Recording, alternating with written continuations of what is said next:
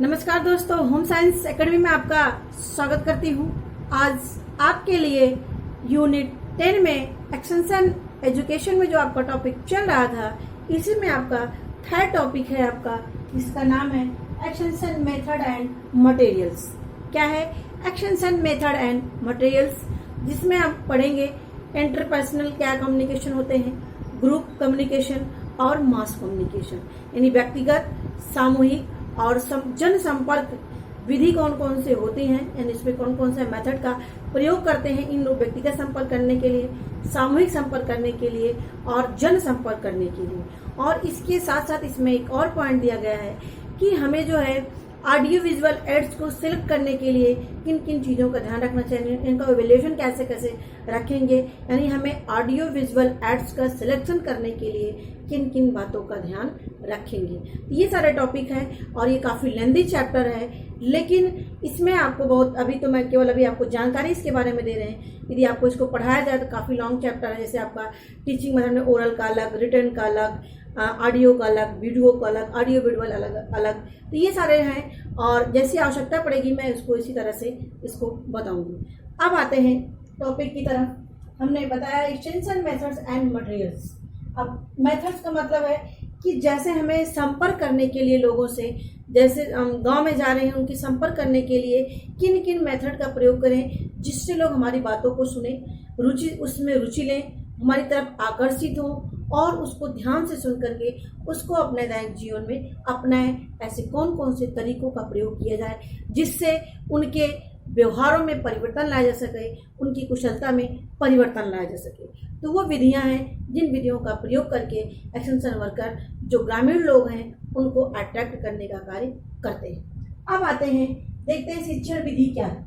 देखिए एक परिभाषा है इनकी, एस्मिंजर की एक परिभाषा है, कभी कभी एग्जाम में भी आ जाता है। तो एस्मिंजर ने एक परिभाषा दिया था कि जो हमारा शिक्षण विधि है एक औजार के समान होता है। शिक्षण विधि क्या है? औजार के समान होता है। जैसे कोई मैकेनिकल होता है उसके लिए जो है रिंच, पेचकस, यानी जितने भी मैकेनिकल टूल्स होते हैं उसकी आवश्यकता पड़ती है काम को करने के लिए। उसी तरीके से प्रसार कार्यकर्ता को अपने काम को करने के लिए, यानी अपनी प्लानिंग करने के लिए, लोगों को शिक्षित और प्रशिक्षित करने के लिए औजारों यानी टीचिंग मेथड की आवश्यकता पड़ती है। ये परिभाषा एस्मिंजर ने दिया है, या दिमाग में रखना। एस्मिंजर ने कहा है कि जिस प्रकार से काम करने के लिए जो औजार की आवश्यकता पड़ती है, यानी जो मैकेनिक इंजीनियर होते हैं वो उनको पेचकस, रिंच और भी जो चीज़ें होती हैं उनका टूल्स की आवश्यकता पड़ती है। उसी तरीके से प्रसार कार्यकर्ता को अपने लोगों को, ग्रामीण लोगों को शिक्षित और प्रशिक्षित करने के लिए ये टूल्स की आवश्यकता पड़ती है, यानी टीचिंग मेथड की आवश्यकता पड़ती है। ये परिभाषा हो गई। दूसरा है कि प्रसार शिक्षण जो विधि है एक नवीन क्या करता है, हमें नवीन तकनीक के बारे में जानकारी देता है। विचारों या तथ्यों का, यानी जो चीज़ सही हो, तथ्य सही हो, उसके फैक्ट चीज़ें हो, उनको लोगों तक पहुंचाने का काम करता है। और इसके साथ साथ ध्यान आकर्षित करना। ध्यान आकर्षित का मतलब है, मैंने आपको बताया कि जब तक आपकी तरफ लोग अट्रैक्ट नहीं होंगे तब तक आप उनकी बातों को नहीं सुनेंगे, उनकी तरफ ध्यान नहीं देंगे, और चाहे आप कितना भी जरूरी आपकी चीज़ें क्यों ना हो आपसे संबंधित। तो यानी ये ध्यान आकर्षित करने के लिए, रुचि जागृत करने के लिए और लोगों के एटीट्यूड में परिवर्तन लाने के लिए सबसे बड़ा होता है एटीट्यूड। जब तक हमारे एटीट्यूड में परिवर्तन नहीं आएगा तब तक हम किसी चीज़ को सीख नहीं पाएंगे, ना उसको हम अपना पाएंगे। चाहे आप अपनी ही चीज़ों में लीजिए, यदि आपका मन नहीं है पढ़ने का, किसी वीडियो को देखने के मन नहीं है, तो कोई भी आप कितना भी समझाए आप उस चीज़ को नहीं कर सकते हैं। तो वही होता है हमारे एटीट्यूड को चेंज करना। यदि हमारा एटीट्यूड यानी हमारे सोचने विचारने का नज़रिया भी चेंज हो गया तो आप कोई भी चीज़ को सीख सकते हो। तो कहने का मतलब हमारा जो टीचिंग एड है लोगों के अंदर रुचि जागृत करने, ध्यान आकर्षित करने और लोगों के एटीट्यूड और व्यवहारों में परिवर्तन लाने का काम किया जाता है टीम टूल्स का उपयोग करके। अब देखिए जो प्रसार शिक्षण के क्या चरण होते हैं, ये मैंने इसके पहले भी आपको पढ़ाया भी है इसके बारे में। तो देखिए अटेंशन, इंटरेस्ट, डिजायर। देखो एडकास्ट, ये क्वेश्चन आपके 2011 के टीजीटी के एग्जाम में क्वेश्चन आया था। एडकास्ट का फुल फॉर्म क्या है और इसको सीक्वेंस से लगाइए। यहाँ से भी देख सकते हैं एडकास्ट, ये एड क्या है? अटेंशन। दूसरा है आई से, अटेंशन का मतलब ध्यान आकर्षण करना। आई इंटरेस्ट का मतलब रुचि जागृत करना। तो सबसे पहले क्या करते हैं, हम ध्यान आकर्षित करते हैं अपनी तरफ, आइए आइए हमारी तरफ सुनिए। जैसे कोई आता है, आप एग्जाम्पल लीजिए, जैसे गाँव में कोई आता है ढोलक बजाते हुए या माइक से कुछ कहते हुए कि इस तरह से यहाँ ये बिक रहा है, यहाँ पर ये वो लगा हुआ है, कैंप लगा हुआ है, तो आप कुछ सारे काम को छोड़ करके उसकी आवाज़ को सुनते हो। आप कहीं भी किसी भी काम कर रहे हो तो आप क्या करते हो, उनकी आवाज़ों को सुनते हो, वो कहना क्या चाह रहा है। तो हम क्या करते हैं, सबसे पहले ध्यान आकर्षित किया जाता है, उसके बाद उससे संबंधित आपके अंदर रुचि जागृत की जाती है कि आपसे ये इंटरेस्ट की चीज़ें हैं, तब आप उसको ध्यान लगा करके सुनते हो। उसके बाद है आपका डिजायर, जब आपकी रुचि की चीज़ होगी तब आपके अंदर इच्छा जागृत होगी, यानी ये हम चीज़ को सीखेंगे, ये हमारे काम की चीज़ है, यानी आप अंदर से उसको सीखने के लिए प्रेरित होंगे। नेक्स्ट हमारा है कन्विक्शन, यदि आपके अंदर इच्छा जागृत हो गई, आपके काम की चीज़ है, आपकी रुचि उसमें जागृत हो गई, तो उस पर विश्वास आपको होगा, नहीं ये हमारे जो बता रहा है ये हमारे काम की चीज़ है, इस पर हमें विश्वास करना चाहिए और हमें इसको क्या करना चाहिए, उपयोग में लाना चाहिए। यहाँ पर क्या है, कन्विक्शन का मतलब विश्वास हो जाता है। अब एक्शन का मतलब जब हम सारी चीज़ें जान जाते हैं तो उस पर हमें क्या होता है, हम उस पर उसको अपनाने की कोशिश करते हैं, यानी क्रिया करते हैं। और जब हम काम करते हैं उस पर, यानी जो उसने बताया है, जो प्रचारकर्ता ने कहा है, उसको क्या करते हैं, उसको अपनाने की कोशिश करते हैं, एक्शन करते हैं, क्रिया करते हैं। और लास्ट में जब उस काम को हम करते हैं तो हमें संतुष्टि मिलती है, नहीं जो हमें ट्रेनिंग दी गई, जो हमें प्रशिक्षण टीचिंग दी गई, वो हमारे काम की चीज़ थी और हमें उससे बहुत ही संतुष्टि मिलती है। और नेक्स्ट में हम उस चीज़ को फिर अपने दैनिक जीवन में उसको उपयोग में लाने लगते हैं। यह होता है हमारा प्रसार शिक्षण के चरण, जिसको एड कास्ट के नाम से भी जाना जाता है। एड कास्ट में आप जल्दी से शॉर्टकट कर सकते हैं, ए से अटेंशन, आई से इंटरेस्ट, डी से डिज़ायर और सी से कन्विक्शन, ए से एक्शन और एस से सेटिस्फैक्शन यानी संतुष्टि। तो ये टॉपिक आपके हो गए। अब आते हैं प्रसार शिक्षण की विधियों का वर्गीकरण, जहाँ से आपका मेन पॉइंट है प्रसार शिक्षण की विधियों के क्या वर्गीकरण किया गया है। सबसे पहले आप जान लीजिए जो प्रसार शिक्षण होता है इसको संपर्क विधि भी कहते हैं। जान लीजिए प्रसार शिक्षण को एक नाम से भी जानता है, संपर्क विधि, यानी आप जाने चाहे प्रसार टीचिंग मेथड बोलिए, चाहे प्रसार शिक्षण विधि बोलिए, चाहे संपर्क विधि, क्योंकि संपर्क करते हैं इसमें हम, तो यानी ये संपर्क विधि के नाम से भी इसे जाना जाता है। अब देखिए हमने यहाँ पर कई कैटेगरी में इसको डिवाइड किया है। क्या है, शिक्षार्थियों की संख्या के आधार पर। आप जो शिक्षार्थी होते हैं, यानी जो सीखने वाले होते हैं, उनकी संख्या के आधार पर 3 प्रकार से बांटा गया है, इंडिविजुअल, ग्रुप और मास। इंडिविजुअल यानी व्यक्तिगत, ग्रुप यानी सामूहिक और मास यानी जनसंपर्क, जन सामूहिक। ये मेथड होते हैं, इसी को मैं आपका डिटेल यहाँ पर करूँगी। और ये आपका है शिक्षण सामग्री के आधार पर। अब देखिए शिक्षण सामग्री के आधार पर आपका है 3 प्रकार के हैं, ऑडियो एड्स, वीडियो एड्स और ऑडियो विजुअल एड्स। अब ऑडियो में आप क्या करते हैं, जिसमें हम सुनते हैं, जैसे आपका रेडियो और टेलीविज़न और इसके साथ साथ टेप रिकॉर्डर और टेलीफोन, इसमें हम क्या करते हैं, इसमें हम सुनने का काम करते हैं। और हमारा वीडियो होता है, इसमें हम देखते हैं, इसमें आपका आता है जो आपके दिखाए जाते हैं, जैसे आपका फिल्म स्ट्रिप हुआ, टेलीविज़न हुआ, मोबाइल, कंप्यूटर, ये सारी चीज़ें हमारी क्या है, वीडियो एड्स। ये हमारे ऑडियो वीडियो एड्स है। वीडियो में जिसमें हम केवल देखते हैं, विजुअल देखते हैं, हमारा चार्ट लगा है, पोस्टर लगा है, प्रदर्शनी लगी है, तो ये हमारे क्या है, इससे हमारे विजुअल होते हैं। तो ये सारी चीज़ें होती हैं, इसके आधार पर शिक्षण सामग्री के आधार पर 3 प्रकार से हम बांटते हैं। अब आता है हमारा डायमेंशनल के आधार पर। देखिए हमारे 2 डायमेंशनल और 3 डायमेंशनल होते हैं। 2 डायमेंशनल जिसमें हमारे जो विजुअल एड्स होते हैं मोस्टली हमारे 2 डायमेंशनल होते हैं। अब 3 डायमेंशनल में हमारे क्या होते हैं, किसी चीज़ को हम जो है एक वास्तविक रूप में दिखाने की कोशिश करते हैं, या उसके रूप को हम जो है छोटे से रूप में दिखाते हैं, या उसको एक नमूने के रूप में दिखाने की कोशिश करते हैं, वो हमारा क्या होता है, वो हमारा 3 डायमेंशनल होता है। और जो 2 डायमेंशनल होता है इसमें आपके 2 आयाम होते हैं, जिसमें आपके चलचित्र आते हैं, जिसमें जो आपके charts, poster, film strip, flannel graph और आपके फ्लैश कार्ड, ये हमारे क्या हैं, ये हमारे 2 डायमेंशनल होते हैं। और 3 डायमेंशनल हमारे वास्तविक वस्तु यानी जो रियल चीज़ें होती हैं, जैसे हमें कोई चीज़ का ईंट दिखाना हो या मिट्टी दिखाना, तो एज अ मिट्टी को ला के हम दिखाते हैं। और उसके साथ साथ जो है नमूना, यानी वो चीज़ हमारे पास नहीं है तो उसका एज ए नमूना ला करके छोटा सा रूप उसको ला कर दिखाते हैं, ना बड़ा होकर के उसको छोटा रूप दिखाते हैं। मॉडल का मतलब जो चीज़ हमारे पास है ही नहीं उसको एक मॉडल के रूप में हम दिखाते हैं, जैसे हमारी पृथ्वी को नहीं दिखा सकते हैं तो हम क्या करते हैं, एक मॉडल के रूप में, ग्लोब के रूप में उसको दिखाने की कोशिश करते हैं। ये हमारे होते हैं 3 आयामी। और यहाँ पे एक चीज़ आपको बताना है, आपके एक क्वेश्चन है, मैंने इसको बताया भी है इस वीडियो में एक्सटेंशन में कि 2 डायमेंशनल किसे कहते हैं और 3 डायमेंशनल किसे कहते हैं। ये क्वेश्चन आप हमें क्वेश्चन ढूंढ के बताओगे 2 डायमेंशनल और 3 डायमेंशनल किसे कहते हैं।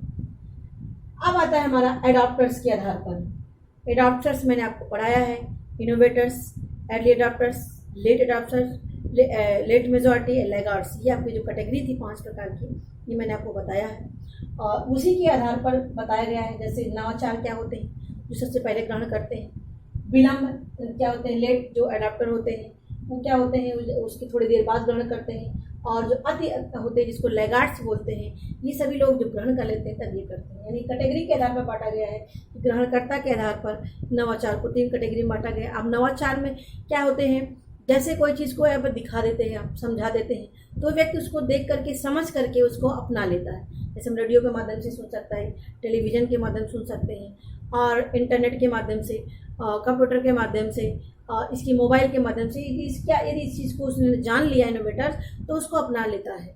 और जबकि ये जो विलंब ग्रहणकर्ता होते हैं, ये इनको जो है रिजल्ट डेमोन्स्ट्रेशन, मेथड डेमोन्स्ट्रेशन, प्रदर्शनी, अभियान, इन सब चीज़ों के माध्यम से उनको बताना पड़ता है, सिखाया जाता है, बताया जाता है, तभी होते हैं।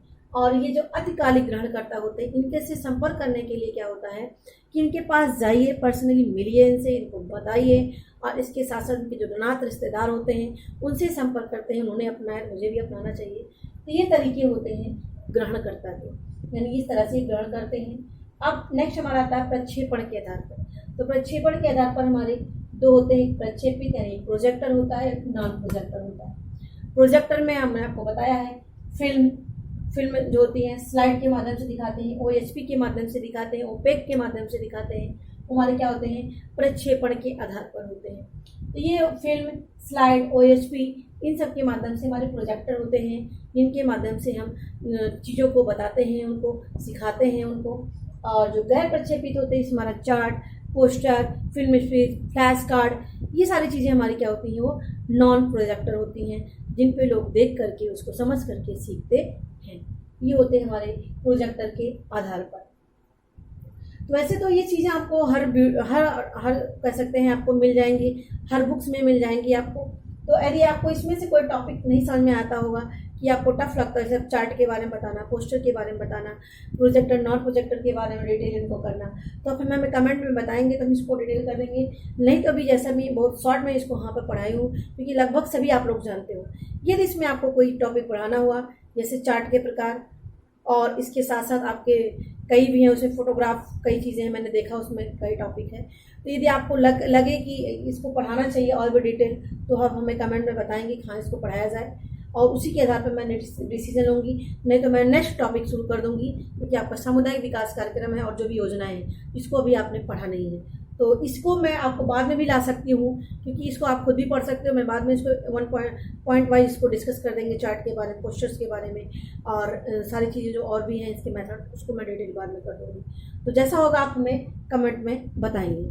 अब यहाँ पर हम आते हैं, जो अभी आपको बताया मैंने, संख्या के आधार पर, यानी शिक्षार्थियों की जो होते हैं, प्रशिक्षार्थियों के संख्या के आधार पर 3 प्रकार के होते हैं, व्यक्तिगत, सामूहिक और विराट जनसंपर्क। अब देखिए यहाँ पर व्यक्तिगत में होता है कि जिनको उनके हम पर्सनली उनसे जाकर मिलते हैं, उनको समझाते हैं, उनको मोटिवेट करते हैं, उनमें उस चीज़ के पर, किसी चीज़ के पर उनकी रुचि जागृत करते हैं। यानी जो भी हम बता रहे हैं, चाहे वो कृषि संबंधित हो, चाहे पशुपालन संबंधित हो, चाहे छोटे छोटे कुटीर उद्योग संबंधी हो, बागवानी हो, फल सब्जियों का हो, यानी कोई भी चीज़ यदि हम बताने जा रहे हैं, तो उनसे पर्सनली मिलते हैं, उनको सिखाते हैं, बताते हैं, तब वो जाकर के क्या होते हैं, मोटिवेट होते हैं, उनमें रुचि लेते हैं और उसको फिर उपयोग में लाते हैं। तब ये होता है हमारा व्यक्तिगत संपर्क। अब इसमें देखिए हमने यहाँ पर लिखा है, व्यक्तिगत संपर्क में घर पर जाकर मिलते हैं, टेलीफोन के द्वारा उनको मोटिवेट करते हैं, उनसे संपर्क करते हैं, खेत पर जाकर के मिलते हैं, यानी उनके खेत पर दिखाते हैं कि आप ऐसा बो रहे हैं,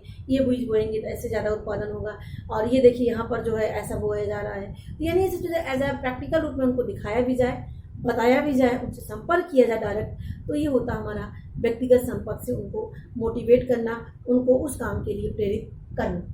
अब आपका कार्यालय यानी ऑफिस में जाकर के मिलना, या ऑफिस में उनको बुलाना कि हाँ आप आइए, यहाँ पर मैं आपको इस तरह चीज़ें बताएंगे। जैसे हमारा जो KVK होता है, कृषि विज्ञान केंद्र होता है, वहाँ पर लोग नए बीज, जो भी प्रकार के जो उन्नत बीज होते हैं, उन्नत खाद होते हैं, वहाँ पर दिए भी जाते हैं और प्रशिक्षण यानी ट्रेनिंग भी दी जाती है। तो वही है कि कहने के बाद वहाँ कार्यालय में उनको बुलाया जाता है और वहाँ पर उनको मोटिवेट किया जाता है, सिखाया भी जाता है, ट्रेनिंग भी दी जाती है।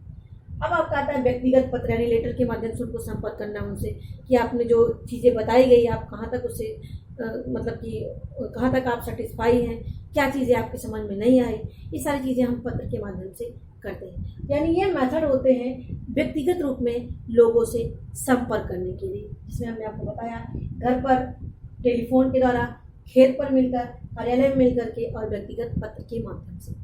अब दूसरा हमारा आता है ग्रुप कॉन्टेक्ट। अब ग्रुप में जिसमें दो या दो से अधिक मतलब जो व्यक्ति होते हैं, दो से एक से अधिक व्यक्ति जो होते हैं, उनके साथ एक साथ ग्रुप में मिलना, एक साथ लोगों को बताना, एक साथ उनको ट्रेनिंग देना, वो हमारा क्या होता है ग्रुप कॉन्टेक्ट है। दो से अधिक लोग होते हैं उसमें। इसमें क्या है प्रदर्शन करना। अब प्रदर्शन उसमें आपका, जैसे हमने आपको बताया था, रिजल्ट डेमोन्स्ट्रेशन और मेथड डेमोन्स्ट्रेशन। रिजल्ट में मेथड में क्या होता है, उनको विधि बताई जाती है। जैसे आप गृह विज्ञान संबंधी से अचार बनाना, मुरब्बा बनाना, और इसके साथ साथ अन्य जो चीज़ें होती हैं कुकिंग संबंधी उनको बताना, और अन्य चीज़ें उनको कोई चीज़ सिखा रहे हैं हम, जैसे आपकी कोई जो है बुनाई से संबंधित कोई चीज़ बता रहे हैं, सफाई से संबंधित कोई चीज़ बता रहे हैं, तो उनको क्या है विधि वाइज करके बताना, हमारा मेथड डेमोन्स्ट्रेशन होता है। और रिजल्ट का मतलब है उसका पहले परिणाम आप दिखाइए, यानी उसको वहाँ पर पका करके उनको दिखाइए कि देखिए ये पक गया है, ये इस तरह से हो गया है, इस तरह से आप जैसे बता रहे हैं। जैसे आपको सोलर पैनल वहाँ पर लगवाने के लिए उनकी बात कर रहे हैं कि आपके लिए एनर्जी की मतलब कि कम अच्छा है और काफ़ी आपके लिए ड्यूरेबल भी है, और आपका कम खपत में आपका ये आपके लिए है सूटेबल है। यानी उनको पहले आप इस तरह से नहीं समझेंगे, उनके लिए क्या करेंगे आप वहाँ पर सोलर पैनल लगा करके उनको दिखाएंगे, देखिए इससे भोजन भी आप पका सकते हैं, लाइट भी हो सकता है, पंखा भी चल सकता है, सब चीज़ आप करके दिखाएंगे। यानी वो हमारा क्या होता है रिजल्ट डेमोन्स्ट्रेशन होता है। रिजल्ट का मतलब उनको एज अ रिजल्ट परिणाम के रूप में दिखाएंगे, तब उस चीज़ को वो समझेंगे। तो हमारा क्या होता है वो रिजल्ट डेमोन्स्ट्रेशन, परिणाम डेमोन्स्ट्रेशन। यानी प्रदर्शन आपका दो प्रकार का होता है, मेथड और रिजल्ट। प्रशिक्षण, मैंने अभी आपको प्रशिक्षण दिया था, ट्रेनिंग दी जाती है किसी चीज़ के बारे में। समूह वार्ता यानी एक ग्रुप में बना करके चर्चा की जाती है किसी टॉपिक पर। पैनल, पैनल क्या होता है एक अर्ध सर्किल आकार में, ऐसे इस तरह से लोग 4 से 6 लोग बैठे होते हैं और यहाँ पर किसी मेन टॉपिक पर चर्चा की जाती है, और यहाँ पर जो सामने वाला होता है श्रोता होता है उससे भी कांटेक्ट किया जाता है। उससे कोई समस्या होती है तो वो पैनल से जो विषय विशेषज्ञ होते हैं उनसे जो है पूछ सकता है, और जो विषय विशेषज्ञ होते हैं वो चर्चा करते हैं, उनको बताते हैं। तो हमारा क्या होता है फाइनल होता है। उसी तरह से हमारा फोरम भी होता है, ये भी समस्या से संबंधित टॉपिक होते हैं, इस पर चर्चा की जाती है और श्रोता उसको ध्यान से सुनते हैं। ये हमारे हो गए। और यदि आपको डिटेली पढ़ना होगा तो मुझे इसको बताइएगा। और साक्षात्कार, जिसमें हम डायरेक्ट उनसे संपर्क करते हैं, साक्षात्कार लेते हैं, उनकी समस्या को जानते हैं, उनकी रुचि को जानते हैं, तब उनसे जो है उसी अनुसार उनकी समस्या का समाधान करते हैं। सम्मेलन, सम्मेलन क्या है, किसी कॉन्फ्रेंस होता है, किसी टॉपिक पर एक तरीके से एक तरीके से उनसे संपर्क किया जाता है, समस्या के बारे में लोगों को बताया जाता है, वो हमारा सम्मेलन होता है। और कार्यशाला से वर्कशॉप होता है, एक मतलब कि 4 से 6 दिन तक चलने वाला होता है, जिसमें लोगों को ट्रेनिंग दी जाती है, उससे संबंधित उनको कार्य भी कराए जाते हैं साथ में। लर्न बाय डूइंग पर आधारित होता है, यानी करके सीखते भी हैं। उसमें हमारा कार्यशाला होता है जिससे लोग मोटिवेट भी होते हैं और सीखते भी हैं और उसको उपयोग भी करते हैं।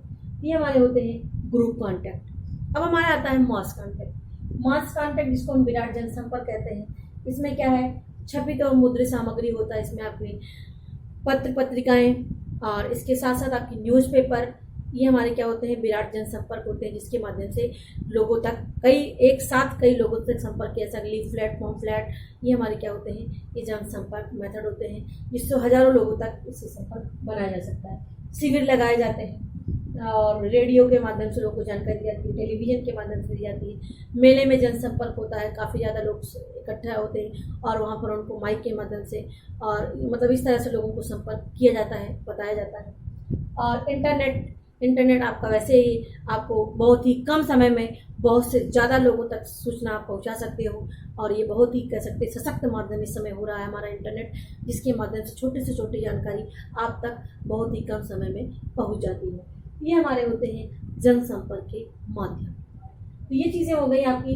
शिक्षार्थियों की संख्या के आधार पर 3 प्रकार के होते हैं, व्यक्तिगत, सामूहिक और आपके विराट। तो यदि आप पढ़ लेते हो तो ठीक है, यदि आप बताइएगा जो जो टॉपिक होगा मैं इसको स्टेप वाइज मतलब जो भी टॉपिक समस्या होगी मैं उसको बताऊंगी। और अब आता है हमारा मूल्यांकन। अब देखिए जो हम ऑडियो विजुअल एड्स सेलेक्ट करते हैं, यानी जो टीचिंग एड्स हमारे ऑडियो वीडियो और ऑडियो विजुअल एड्स हैं उनको जो हम सेलेक्ट करते हैं, हमने आपको बताया भी, आप ऑडियो का मतलब इसको हम सुनते हैं, वीडियो का मतलब इसको हम देखते हैं, और ऑडियो वीडियो इसको हम देखते भी हैं और सुनते भी हैं। ये 3 प्रकार के होते हैं। इनका सिलेक्शन करने के लिए किन किन बातों का हमें ध्यान में रखना चाहिए। अब देखिए सबसे पहले प्रासंगिकता। प्रासंगिकता का मतलब होता है कि हम जो चीज़ बताने जा रहे हैं पहले सबसे पहले वो उससे संबंधित हमें नॉलेज होना चाहिए।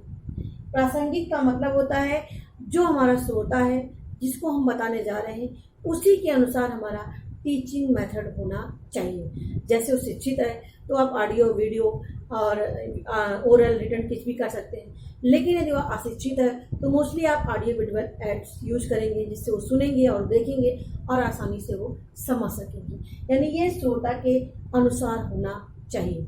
दूसरा, व्यक्तियों की संख्या कितनी है। यदि व्यक्तियों की संख्या ज़्यादा है तो आप जनसंपर्क में का उपयोग करेंगे। एक व्यक्तियों का आप व्यक्तिगत मिल रहे हैं तो इस तरह संपर्क में इसका उपयोग करेंगे। यदि सामूहिक में है तो इस तरह के संपर्क आप करेंगे। यानी आपको चूज करना है कि हमें व्यक्तियों की संख्या कितनी है, उसी के आधार पर हमें टीचिंग मेथड का सिलेक्शन करना है। तीसरा, आपका ज्ञान और कुशलता, और जो चीज़ें आप बताने जा रहे हो उनके बारे में सबसे पहले जानकारी होनी चाहिए। दूसरा, जो मेथड आप वहाँ पर प्रयोग करने जा रहे हो उसके बारे में उसको ठीक करना, रिपेयरिंग करना, उसको चलाना, उसको सही तरीके से मैनेज करना आपको आना चाहिए। ऐसा नहीं है आपने वीडियो चलाया और बीच में रुक गए तो आपको पता नहीं कैसे फिर से इसको स्टार्ट करें। ऑडियो चल रहा, आप बीच में रुक गए, कैसे करें। यानी कहने का मतलब जो चीज़ आप टीचिंग मेथड यूज कर रहे हो वहाँ पर उसके बारे में आपको जानकारी होनी चाहिए। नेक्स्ट हमारा अप टू डेट, और जो भी हम कह सकते हैं टीचिंग मेथड उपयोग में लाए वो टीचिंग मेथड ऐसा हो, अप टू डेट हो। ऐसा नहीं आप पुराने ज़माने का आप गा करके सुना रहे हो, या कह सकते हैं आप मेले में जाकर के ज़्यादा लोगों से संपर्क कर रहे हो। इसमें आपका इंटरेस्ट कम लेंगे। जो आपके न्यू अपडेट जो आपके जैसे इंटरनेट हुआ, आपका मोबाइल हुआ, आपके कृषक जो संपर्क हुआ, जो हमारे ऐप होते हैं, इन सब से आप संपर्क करेंगे, बहुत जल्दी ज़्यादा संपर्क हो जाएंगे क्योंकि हमारे क्या न्यू मेथड आ रहे हैं। तो ये हमारे अप टू डेट है, जो नया चलन चल रहा हो संपर्क के लिए उन्हीं का ज़्यादातर उपयोग करना चाहिए। Next, portability. यानी पोर्टेबिलिटी का मतलब होता है जो हम आसानी से ले जा सकें। ये थोड़ा दूर है उसको हमें आसानी से चलायमान हो, आसानी से ले जा सके वहाँ पर, तो ऐसे मेथड का हमें चुनाव करना चाहिए। तो ये होते हैं हमें कि दृश्य श्रव्य सामग्री का हमें उपयोग करते समय क्या क्या किन बातों का हमें ध्यान में रखना चाहिए, इसका मूल्यांकन करते रहना चाहिए। प्रासंगिकता, व्यक्तियों की संख्या, ज्ञान कुशलता, अप टू डेट और पोर्टेबिलिटी। ये टॉपिक हो गया हमारा जिसमें हमने आपको बताया कि कितने प्रकार के टीचिंग मेथड होते हैं और ये हमारे शिक्षण के संख्या के आधार पर कितने प्रकार के होते हैं, और ये हमें शिक्षण मतलब जो हमारा टीचिंग मेथड है उनका चुनाव करते समय किन किन बातों का हमें ध्यान में रखना चाहिए। और अब आते हैं अपने क्वेश्चन की तरफ। अब हमारा आज का क्वेश्चन है, हमने कल आपसे क्वेश्चन पूछा था लेकिन कुछ ही बच्चों ने आंसर दिया, तभी पूरा आंसर हमारे पास नहीं आया है। तो ये आप देखिए, हमने आपसे क्वेश्चन पूछा था नवधान्या योजना।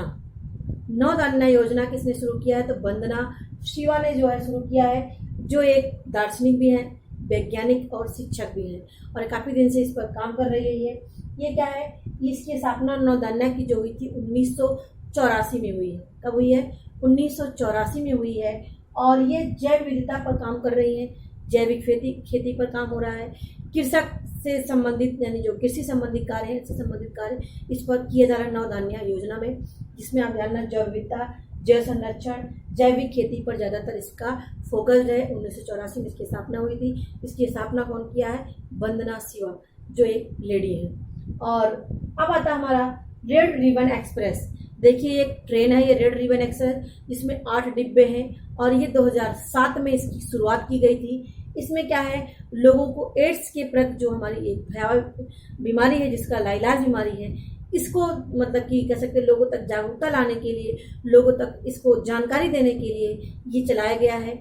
और ये जो है 2007 में चलाया गया था, और इसका जो मोटो रखा गया था, embarking on the journey of life. Embarking on the journey of life. और ये किस लिए, इसका उद्देश्य क्या है? सेफ सेक्स के लिए, रेड्यूस डिस्क्रिमिनेशन यानी कहने का जो भेदभाव किया जाता है एड्स के रोगी के प्रति वो ना हो, इस सब चीज़ों के बारे में इस एक्सप्रेस यानी रेड रिबन एक्सप्रेस के द्वारा लोगों को जानकारी दी जाती है। तो याद रखिए आपका रेड रिबन एक्सप्रेस 1 दिसंबर 2007, देखिए 1 दिसंबर को ही आपका एड्स दिवस मनाया जाता है। तो 1 दिसंबर को आपका है 2007 की स्थापना की गई थी और ये 8 डिब्बे का ट्रेन था जिसमें लोगों को जागरूकता लाने के लिए, लोगों को सेक्स के बारे में जानकारी देने के लिए और जो लोगों के जो एड्स के रोगी हैं उनसे भेदभाव को दूर करने के लिए ये योजना चलाई गई है रेड रिबन एक्सप्रेस 2007 में। तो ये बातें आप याद रखना। और आज आपके लिए टीचिंग संबंधित क्वेश्चन है, तो बोलो क्या है?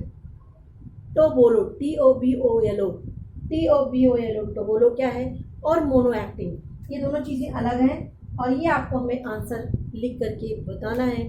टोबोलो और मोनो एक्टिंग क्या होता है, इसमें क्या किया जाता है टोबोलो और मोनो एक्टिंग। इसका कमेंट बॉक्स में इसका आंसर अवश्य ही दीजिएगा। तो ये हमारी वीडियो, यदि मेरी वीडियो आपको अच्छी लगी होगी तो लाइक और शेयर करना ना भूलें और हमें कमेंट में आंसर अवश्य दिया करिए। और ये पहली वीडियो मेरी देख रहे हो तो इस चैनल को सब्सक्राइब कर लीजिए। इस चैनल से आपको निश्चित ही मदद मिलेगी। मेरी वीडियो देखने के लिए आपको धन्यवाद।